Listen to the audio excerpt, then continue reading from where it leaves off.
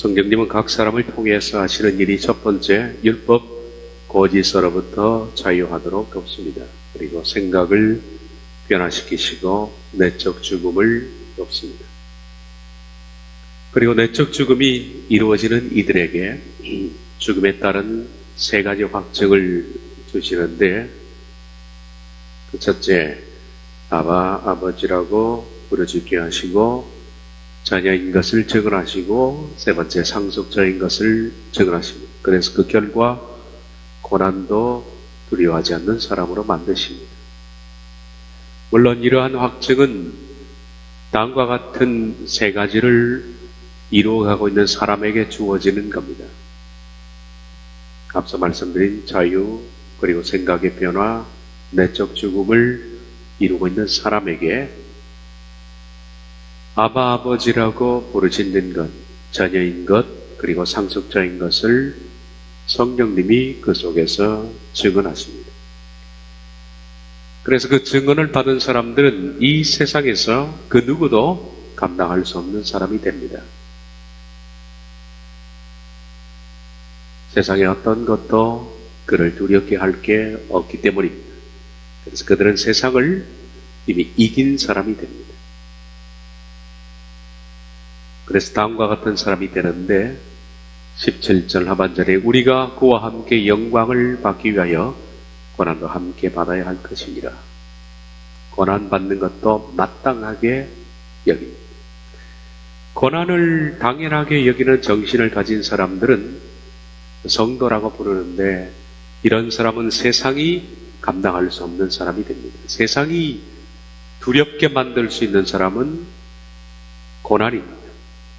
세상은 고난으로 사람을 협박하고 두렵게 만들고 그리고 무릎을 꿇게 만드는데, 고난을 당연하게 생각하는 정신을 가진 사람을 세상은 겁박할 방법이 없는 겁니다. 협박할 수 있는 어떤 방법도 없죠. 그래서 성도와 교인의 다른 점은 바로 이 점입니다. 대부분 교인은 성도를 흉내낼 수가 있습니다. 성도가 하는 일을 교인도 대부분 흉내냅니다. 같이 예배하고, 같이 찬송하고, 같이 헌금하고, 같이 전도하고, 같이 기도합니다. 어떻게 보면 교인이 더 훌륭하게 기도할 수 있는 것처럼 비칠 수도 있습니다. 더 훌륭하게 사람들에게 존중을 받을 수 있습니다. 그런데 결코 교인이 흉내낼 수 없는 부분은 성도만이 가지는 성령님으로 인해서 빚어진 부분, 곧 죽음을 두려워하지 않는 겁니다. 고난을 두려워하지 않는 정신입니다. 그러므로 이런 점에서 성도는 죽기 위해서 존재하는 사람이고 교인은 살려고 존재하는 사람입니다. 이 두 차이점은 너무나 극명하고 결코 일치할 수 없는 부분입니다. 교인이냐 성도냐 하는 것을 구별짓는 뚜렷한 시험은 바로 이 점입니다. 자기 자신이 어떤 의미에서 살려고 신앙하는 사람들은 교인입니다. 그러나 성도는 자신이 죽기 위해서 신앙합니다. 그래서 고난을 두려워하지 않고 당연히 여기는 성도를 교인은 모방할 수가 없다. 그것은 그 사람의 심성이 강하거나 담대해서 그런 것이 아니라 성령님께서 육체를 따르지 않고 성령님을 따라 행하는 사람에게 주신 확증 때문에 그 결과 세상을 두려워하지 않는 사람이 된 겁니다. 고난과 박해의 자리에 누가 서 있는가 하는 것을 보면 교인인지 성도인지 분별됩니다. 역사상 한국뿐만 아니라 전 세계에 박해의 시기는 교인과 성도를 분명히 알곡과 가라지로 분리했던 시기입니다. 박해의 자리에는 교인은 절대로 가 있을 수가 없습니다. 교인은 평소에도 고난을 피할 생각을 하고 고난을 피할 연구를 합니다. 박해가 오면 어떻게 피할 것을 준비합니다. 그러나 성도는 고난과 박해가 오면 죽을 준비를 하는 겁니다. 다시 말해서 하늘로 갈 준비를 하는 거죠. 성도는 고난을 당연하게 여기나 교인은 고난을 불편하게 여깁니다. 로마서 8장 37절 그러나 이 모든 일에 우리를 사랑하시는 이로 말미암아 우리가 넉넉히 이기느니라. 하나님의 사랑이 크기 때문에 넉넉히 이 모든 고난을 이긴다는 겁니다. 교인이냐 성도냐 그것은 그 사람 속에 발견이 되는 부분입니다. 오늘은 성령님의 도움 사역 가운데 마지막 5번째, 6번째 테마가 남았습니다. 성령님은 자유를 돕고 생각의 변화를 돕고 내적 죽음 그리고 죽음에 따른 세 가지 확증을 돕습니다. 원래 5번째, 6번째는 주제가 하나입니다. 고난과 영광의 법칙이라는 한 주제입니다. 그런데 이 주제가 너무 길기 때문에 내용이 제가 둘로 분리를 해놓은 겁니다. 분리해서 설명하는 게 좋겠다라고 생각했어요.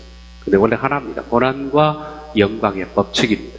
이 법칙이 세상에는 존재합니다. 하나님께서 만고불변의 법칙을 가지고 있는데 그것은 고난과 영광의 법칙입니다. 이 고난과 영광의 법칙은 피조물 안에서도 존재하고 그리고 마찬가지로 하나님의 자녀에게도 존재하는 법칙입니다.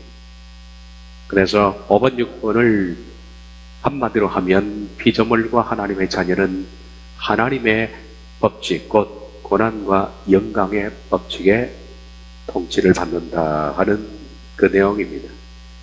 5번째를 오늘 다루고서 다음 시간에는 6번째를 다루도록 하겠습니다. 피조물의 고난과 영광의 법칙. 성령님은 육체를 따르지 않고 성령님을 따라 행하는 이라는 조건입니다. 이 조건을 충족하는 자들에게 성령님은 내주를 시작하십니다. 그 공동체에 내주하십니다. 그 공동체가 육체를 따르지 않고 성령님을 따르는 그 공동체를 성령님은 내주하시고 그 공동체에 들어온 사람들을 그 가운데에서 또한 육체를 따르지 않고 성령님을 따라 행하는 사람들을 두렵고 떨림으로 구원을 이루려고 하는 사람들을 성령님은 돕습니다. 그러므로 성령님께서 그 사람을 도와서 그 사람이 하나님의 사람이 되느냐 그렇지 않느냐 하는 것은 열매를 보면 합니다.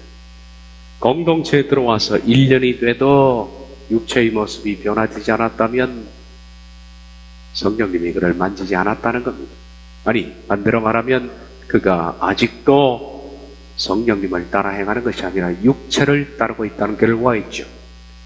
3년이 지나고 4년이 지나고 5년이 지나도 여전히 육체의 그 소욕에 벗어나지 못한다면 공동체 안에 있으나 그는 성령님의 것이 아닙니다.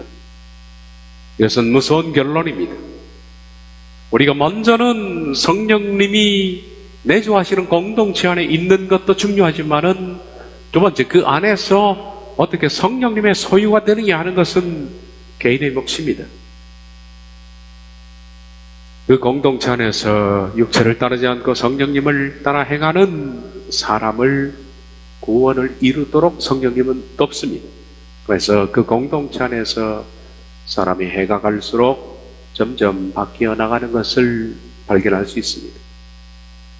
다시 말하면 그들의 바램대로 내적 자아가 십자가에 못 박혀 부활에 이를 수 있도록 성령님은 돕는다는 겁니다. 이런 사람들은 한결같이 지난 시간에 말씀드린 것처럼 빚진 자 의식을 가지고 있는 사람입니다. 빚진 자 의식, 그 사람의 마음속 가운데는 이런 의식이 있다. 12절 13절 그러므로 형제들아 우리가 빚진 자로 돼 육신에게 져서 육신대로 살 것이 아니냐. 너희가 육신대로 살면 반드시 죽을 것이로되 영으로서 몸의 행실을 죽이면 살리니. 빚진 자 의식, 그것은 육신대로 살면 죽는다, 영으로서 몸의 행실을 죽이면 산다는 그 채무감, 반드시 갚아야 할 부담감처럼 영으로서 몸의 행실을 죽여야 되겠다는 부담감을 느끼고 있는 사람, 이 빚진 자 의식, 이 사람을 성령님이 도우시는 겁니다. 마치 빚진 자가 빚을 갚아야 한다는 부담감을 갖고 있듯이 구원을 이루려는 사람은 막중한 부담감을 늘 가지고 있습니다. 늘 눌리는 것이 있다. 바울의 표현대로 하자면 눌리는 것이 있다. 그것은 영으로서 몸의 행실을 죽여야 한다는 부담감, 마치 채무자처럼 그런 부담감을 가지고 있다. 육신대로 살지 않고 성령님으로서 몸의 행실, 옛 습성들을 죽여나가면 살 수 있다는 부담감을 가지고 있는 사람, 그런 부담감이 없이는 결코 성령님에게 의존하지 않겠죠. 그런 사람이 성령님의 인도하심을 받는 사람입니다. 14절 우리 하나님의 영으로 인도함을 받는 사람은 곧 하나님의 아들이다. 그런데 이러한 과정은 결코 쉽지 않습니다. 구원이라는 것은 산책이 아닙니다. 교회에 나와서 그냥 이 신앙생활을 즐기는 것이 아닙니다. 구원은 내적 전쟁입니다. 어쩌면 이 구원을 시작하는 사람들은 몹시 불편한 삶을 시작합니다. 이 세상의 삶이 하루아침에 전쟁터로 바뀔 수 있습니다. 구원의 도를 깨닫지 못했을 때는 믿는 것이 즐거웠을 겁니다. 그러나 바로 깨달은 사람은 이것이야말로 전쟁터입니다. 그것이야말로 고난입니다. 자기와의 싸움이 고난입니다. 환경적 고난보다 더 큰 것이 내적 고난입니다. 육신적인 자기 모습 때문에 괴로워하고 변화되지 않는 자의 발견 때문에 고통스러워하는 내적 자의 죽음은 그러므로 자신에게 고난입니다. 그러나 이런 고난이 없이는 영광이 없습니다. 내적 자를 죽이는 고난, 그 고난이 없이는 결코 영광에 이르지 못합니다. 고난과 영광의 법칙입니다. 십자가 없이는 부활이 없는 것처럼 내적 자의 죽음 없이는 부활은 결코 없습니다. 내적 자가 죽지 않고서는 하나님의 백성이 될 수가 없다라는 겁니다. 피조물에게도 이 법칙은 존재합니다. 고난과 영광의 법칙. 이것은 만고불변의 법칙이고 하나님께서 피조물뿐만 아니라 구원을 이루려는 사람에게도 동일하게 적용하는 법칙, 고난과 영광의 법칙. 그 법칙은 불변의 법칙입니다. 그런데 이 고난과 영광의 법칙은 우리가 따를 수 있는 근거는 뭐냐 하면 영광이 너무 크기 때문에 잠시 잠깐 당하는 이 고난은 영광의 깊이와 영광의 넓이와 영광의 찬란함을 발견한 사람에게는 감히 견줄 수 있는 가치가 못 된다. 고난이.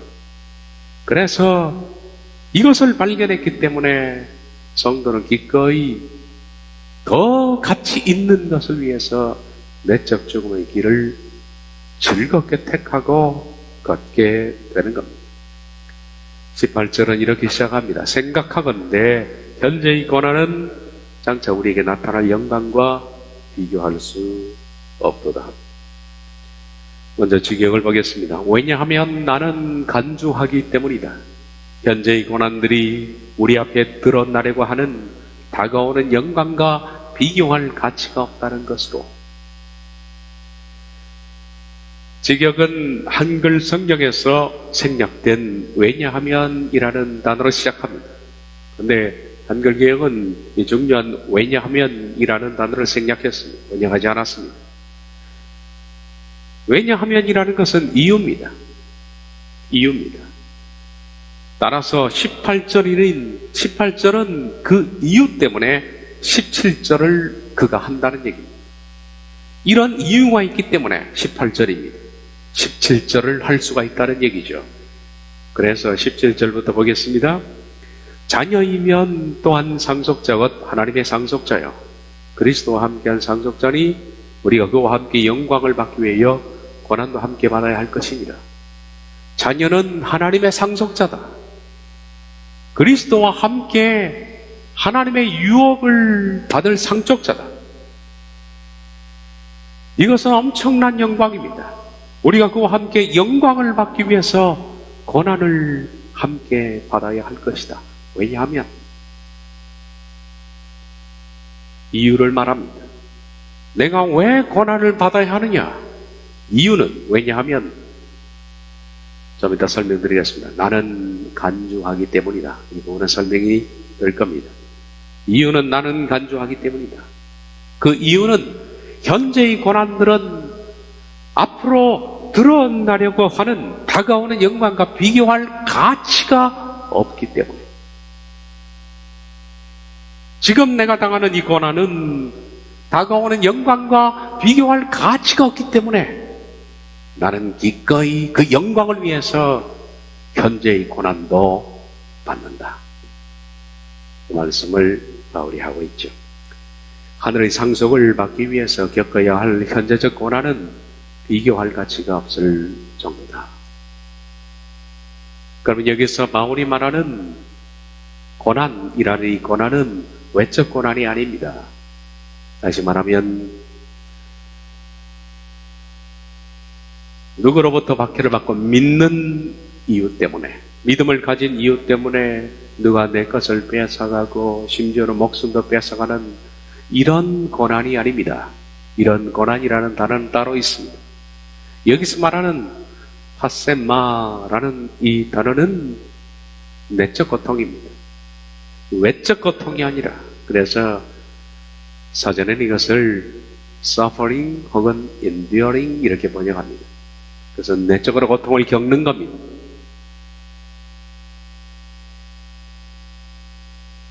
따라서 이 고난은 외적으로 우리를 빼앗고 우리를 죽이고 하는 것이 아니라 본인 스스로가 내면적으로 겪는 갈등입니다. 고통입니다.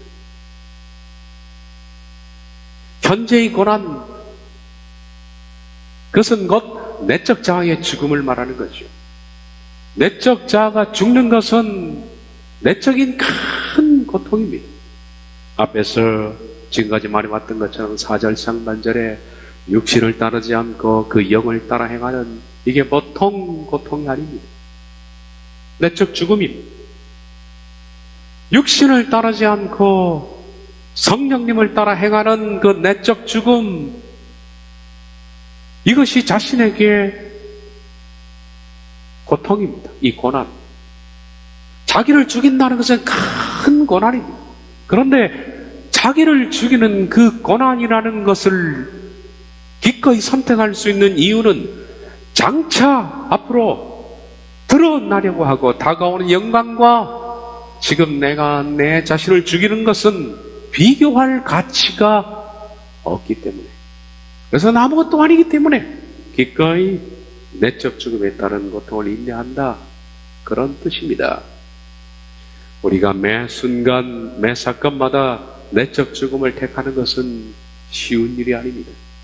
다 살려고 하지 누가 죽으려고 합니다. 내적 죽음을 택하려고 하면 타인에 의해서 자신이 짓밟히기도 합니다. 그래도 괜찮을까요? 포기될 수도 있습니다. 오해를 받고 욕설을 당하고 침묵하는 겁니다. 양보하는 겁니다. 자존심을 내려놓는 겁니다. 변명하지 않는 겁니다. 항변하지 않는 겁니다. 그와 다투지 않습니다. 오래 참고 포기하고 최악의 상황에는 죽임을 당하기도 한데 그래도 기꺼이 즐겁게 선택할 수 있는 사람이 과연 얼마나 될까요? 누가 이런 선택을 기꺼이 할 수 있을까요? 누가 이런 상황까지 자신의 마음을 내줄 수 있을까요? 대부분의 사람들은 이렇게 살지 않습니다. 침묵하지 않습니다. 같이 욕합니다. 같이 모함합니다. 그의 인격을 깎아내립니다. 보이지 않는 곳에서 그 사람의 인격을 살인합니다. 변명합니다. 항변합니다. 다투고 참지를 못합니다. 포기하지 않습니다. 내적 자가 죽는 것이 이렇게 힘이 듭니다. 그것이 지금 말하고 있는 고난입니다. 현재의 고난. 장차 나타날 영광과 비교해서는 아무것도 아닌 그것을 사람들은 내려놓지를 않습니다. 그러니 하나님의 나라에 못 가는 겁니다. 그러니 구원이 이루어지지 않는 겁니다. 대부분 사람은 사는 쪽을 선택합니다. 그래서 자신의 영이 죽는 겁니다. 그러나 내적 죽음을 선택하는 자는 살 것입니다. 너희가 육신대로 살면 반드시 죽을 것이로되 영으로서 몸의 행실을 죽이면 살리니. 하기야 대부분의 교인들은 구원이 이렇게 큰 내적 전쟁이라는 사실조차도 모르고 있습니다. 그렇지 않습니까? 대부분의 사람들이 구원이라 그러면 그냥 예배당 가고 예배 드리고 헌금 내고 하나님 찾고 기도하고 그러는 것으로 생각하지 이렇게 내적 전쟁이 있는지조차도 모르니 대부분의 사람들이 아직 구원을 시작조차 하지 않은 것입니다. 그래서 이들에게는 너무 하나님 나라가 멉니다.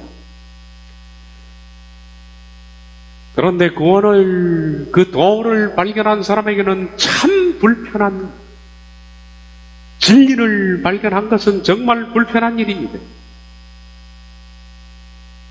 때로는 그런 마음이 듭니다. 이렇게 불편한 전쟁을 꼭 해야 하나? 이렇게 힘들고 긴 전쟁을 과연 할 만한 가치가 있는가? 그렇게 묻는 사람을 위해서 바울이 대답합니다.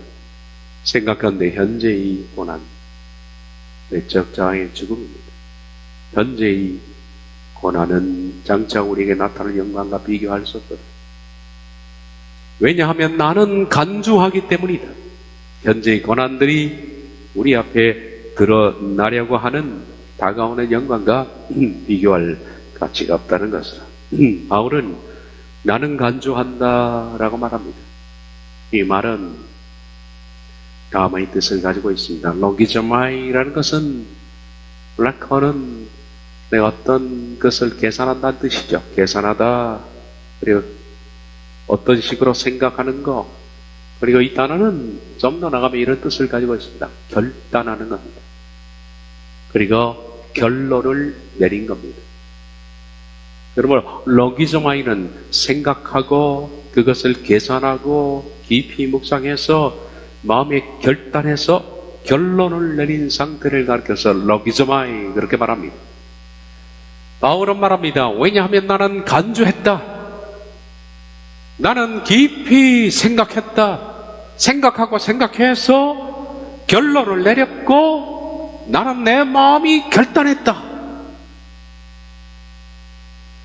무엇을 깊이 생각하고 무엇을 결단하고 무엇을 결론 내렸는가? 뒤에 나오는 말씀입니다.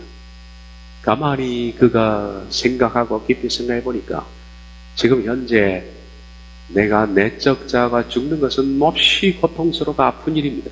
그러나 그것은 장차 다가오는 영광과 비교할 가치가 없기 때문에 이제는 이 내적 죽음을 기꺼이 죽기로 깊이 생각했고 결단했고 결론을 내렸다.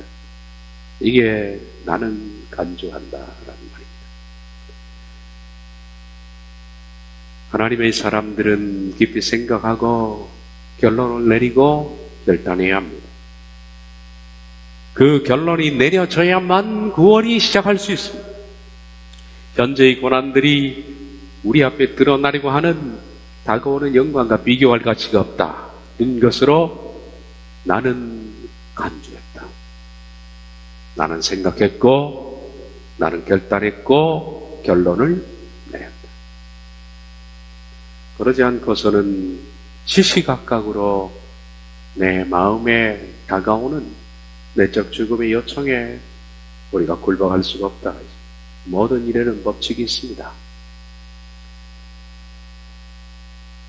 하나님의 법칙은 고난과 영광의 법칙입니다. 이 고난과 영광의 법칙은 피조물의 세계에도 존재하고 그리고 하나님의 자녀에게도 적용됩니다. 모든 피조물도 그 영광을 기다리고 있습니다. 19절 보면 피조물이 고대하는 바는 하나님의 아들들이 나타나는 것입니다. 피조물이 고대하는 것은 하나님의 아들들이 나타나는 것이 나타난다라는 아포칼립스는 드러난다라는 뜻인데 아포칼립스는 유명한 재림과 같은 단어입니다. 재림. 이것은 정말 예수 그리스도가 재림하실 때 그것이 재림을 여러 가지 단어로 표현합니다. 나타난다라는 표현도 있고 임하신다, 파로시아, 아포칼립스 뭐 이런 여러 가지 용어들이 있습니다. 그러나 이것은 재림의 뜻입니다. 피조물이 거대하는 바는 하나님의 아들들이 나타나는 것이다. 하나님의 아들들은 우리입니다. 그리스도께서 재림하실 때 그리스도와 함께 하나님의 아들들도 공동 상속자로 같이 재림하는 겁니다. 그래서 하나님의 아들들이 나타나는 것은 그리스도의 재림을 의미하는 거죠. 바로 그 시기가 되면 모든 피조물들은 새롭게 되기 때문에 피조물들은 바로 그 순간을 기다리고 있다라는 겁니다. 하나님도 말씀하셨습니다. 계시록 21장 5절 상반절에 보호자에 앉으신 이가 이르시되 보라 내가 만물을 새롭게 하노라. 모든 피조물을 새롭게 하십니다. 그래서 피조물들도 그때를 기다리고 있습니다. 그때를 기다리면서 피조물은 지금 피조물이 거대하는 바는 하나님의 아들들이 나타나는 것이니 얼마나 이 피조물이 간절하게 이 고통적 상황 속에서 거대하느냐. 거대한다라는 이 단어를 좀 보면 참 재미있는 단어를 바울이 썼습니다. 아포카라도키아라는 아포는 멀리 떨어져서 라는 뜻이고 카라가 머리입니다. 그리고 도키아는 뭘 생각하는 것을 말합니다. 그래서 고대에는 그리스 사회에서는 아파카라도키아라는 이 단어는 어떨 때 쓰느냐 하면 누구를 기다릴 때, 예를 들어서 사랑하는 님을 기다릴 때, 뭔가 간절한 소식을 기다릴 때, 정말 마음에 사무치는 보고 싶은 사람을 기다릴 때, 저 멀리서 마치 누가복음에 나오는 당자의 아버지처럼 발꿈치를 세워서 목을 쭉 빼서 저 멀리 바라보는 그 모습이 아포카라도키아입니다. 이 단어는 신약 성경에 딱 한 번 나옵니다. 바울의 언어죠, 이것이. 발끝을 세워서 머리를 쭉 빼고 저 멀리 바라보는 그 광경. 얼마나 간절하게 기다리면 이런 표현을 썼습니다. 피조물들은 하나님의 아들들이 나타나기를 그렇게 기다린다는 겁니다. 발끝을 세우고 목을 쭉 빼고 간절히 기다립니다. 왜? 지금 현재 너무나 피조물도 고통스럽기 때문에 하나님의 아들들이 나타나야 이 모든 피조물들이 비로소 만물을 새롭게 하노라. 창조 때의 영광을 찾기 때문입니다. 현재 피조물들은 아담의 타락과 더불어서 세상이 타락함으로써 같이 고통 속에 있습니다. 물론 이런 것들은 바울이 의인화해서 피조물을 설명한 겁니다. 우리는 하나님께서 원래 창조하셨던 피조물을 그 본래적 상태를 본 적이 없습니다. 지금 타락된 피조물의 상태만 보는 겁니다. 그렇기 때문에 본래적 피조물과 인간의 관계, 피조물끼리의 관계, 아름다운 저와 인간과의 유기적 관계, 이런 것들이 어떤 것인지 구경도 못했고 그리고 지식도 전혀 없습니다. 예를 들면 성경은 천년왕국의 한 단면을 보여주는데 이 단면이 바로 타락하기 전에 에덴 동산의 단면인데 이런 부분은 지금도 이해가 잘 되지 않습니다. 그때 이리가 어린 양과 함께 살며 표범이 어린 염소와 함께 누우며 송아지와 어린 사자와 사제짐승이 함께 있어 어린 나이에게 끌리며 암소와 곰이 함께 먹으며 그들의 새끼가 함께 엎드리며 사자가 소처럼 풀을 먹을 것이며 젖먹는 아이가 독사의 구멍에서 장난하며 젖된 어린아이가 독사의 굴에 손을 넣을 것이라. 이런 장면은 그냥 상상 속에 존재하는데 이것이 현실입니다. 인간이 타락하기 전 피조물과 인간의 아름다운 유기적 관계, 하나의 단면이지 전 피조물과 또 피조물끼리 인간과 피조물이 얼마나 아름답게 조화가 되어 있는지 상상을 초월할 문제입니다. 우리는 한 번도 그 세계를 본 적도 없고 그리고 느껴본 적도 없습니다. 피조물들은 이렇게 창조되었기 때문에 지금 타락한 이후에 피조물은 함께 고통 중에 있습니다. 로마서 8장 20절 피조물이 허무한데 굴복하는 것은 자기 뜻이 아니요 오직 굴복하게 하시는 이로 말미암니다. 피조물은 이 허탄한 부조와 서로 깨지고 서로 죽이고 서로 파괴하는 이 일에 자신이 사용되고 싶지 않습니다.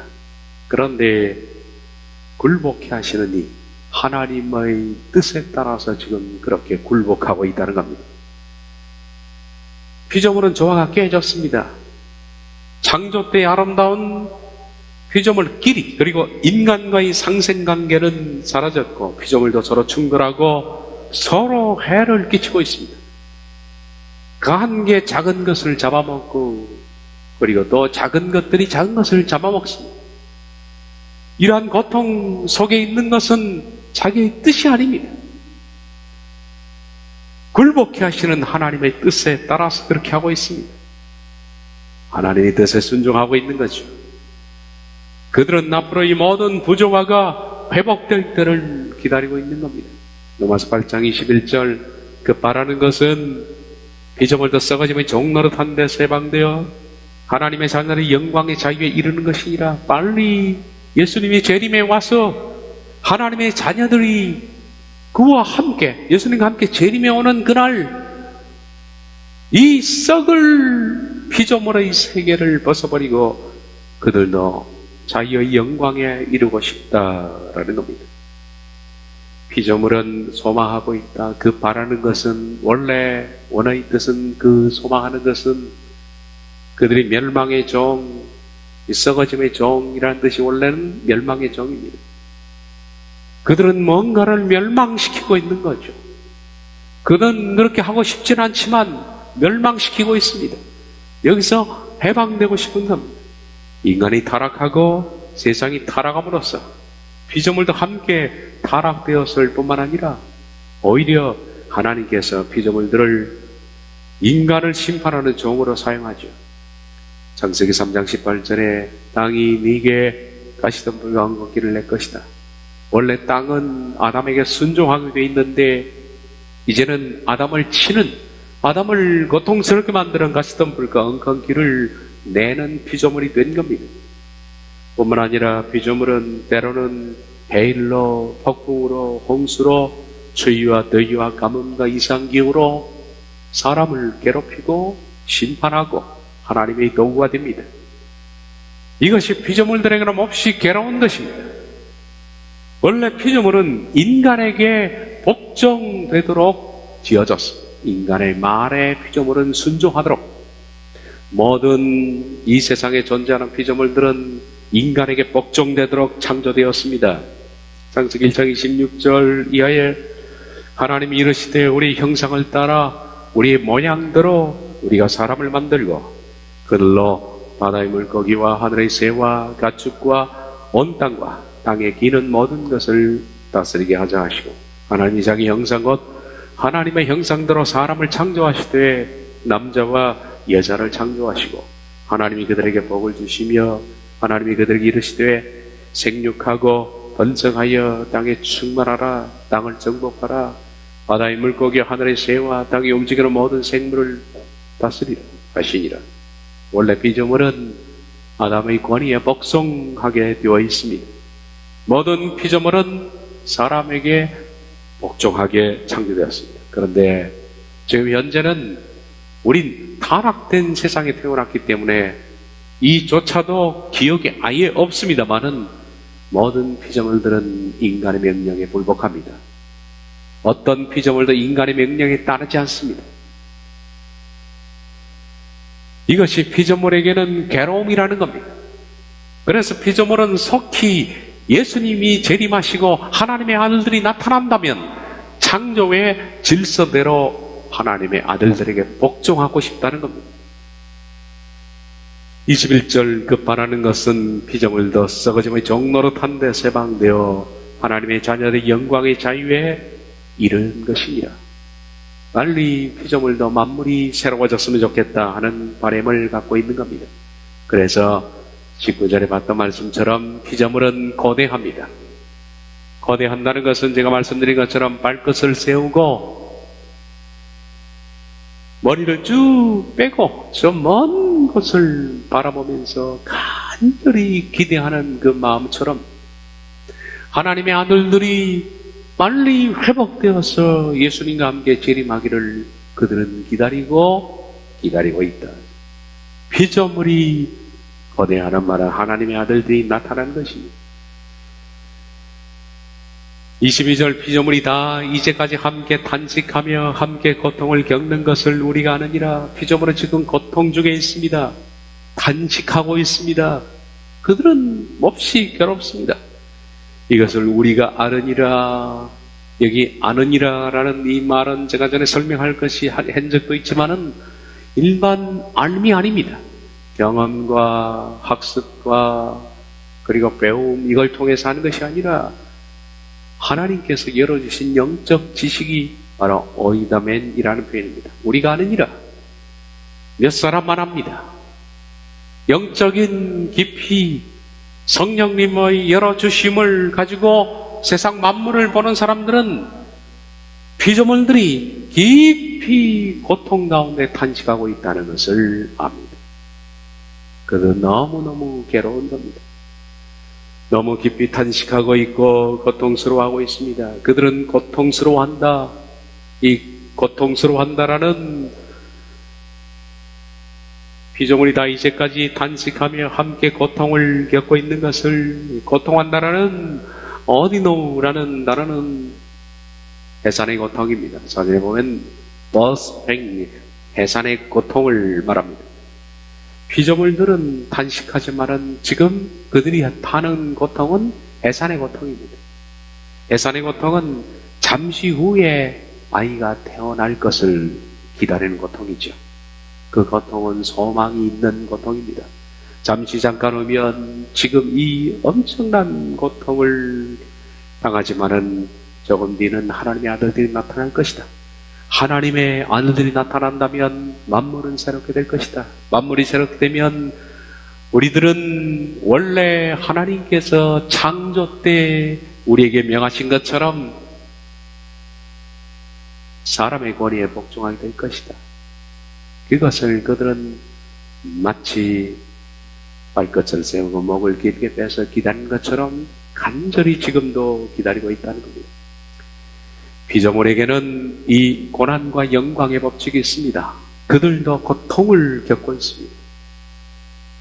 고난과 영광의 법칙, 이것은 말씀드린 것처럼 만고불변의 법칙입니다. 바울은 이까지 말한 뒤에 이어서 23절부터 다음 시간에 볼 30절까지 이렇게 말하는 겁니다. 피조물이, 여러분들은 모르고 있죠? 알고 있는 사람은 알 겁니다. 성령님이 눈을 열어준 그 사람만 오인하면 알 것입니다. 피조물들이 지금 현재 얼마나 고통을 겪고 있는지, 그러나 그들은 해산의 고통을 겪고 있는지라 장차 하나님의 아들들이 나타나는 그 순간에 그들은 창조의 법칙대로 돌아갈 것을 기대하고 있습니다. 마찬가지로 피조물에게 고난과 영광의 법칙이 있듯이 하나님의 자녀들에게도 고난과 영광의 법칙이 있습니다. 그것이 바로 다음 시간에 말할 같은 맥락의 내용인 로마서 8장 23절에서 30절입니다. 그렇습니다. 바울이 말하는 것은 육신을 따라 행하지 않고 성령님을 따라 행하는 그것이 얼마나 힘든 일인지 압니다. 내적 자를 죽이는 것은 얼마나 큰 고통인지 압니다. 그러나 그 고통은 해산의 고통입니다. 해산의 고통을 치르지 않고서는 결코 아이를 볼 수 없는 것처럼 해산의 고통은 고통이지만은 가치 있는 고통입니다. 그러므로 내적 죽음을 두려워하지 말라는 겁니다. 내적 죽음을 피하지 말라는 겁니다. 이 내적 죽음은 장차 앞으로 나타날 영광과 비교할 만한 가치가 전혀 없는 것이다. 그러므로 내적 죽음을 기꺼이 매 순간 매 사건 가운데 내가 내려놓고 포기하고 죽고 버리고 밟히고 바보가 되는 내적 죽음을 기꺼이 택하라는 겁니다. 그만한 가치가 있다는 겁니다. 다시 한번 성령님의 도움의 사역을 봅니다. 성령님은 이렇게 공동체 안에서 내주하시면서 교인들이 성도가 되도록 돕습니다. 율법 거짓으로부터 자유하도록 생각을 바꾸시고 내적 죽음을 돕고 죽음에 따른 세 가지 확정을 주시고 담대하게 하시고, 그리고 피조물들이 그러는 것처럼 하나님의 자녀가 고난과 영광의 법칙을 적용해서 기꺼이 영광을 위해서 고난을 감수하는 사람으로 되어지도록 성령님은 도우신다. 기도하겠습니다.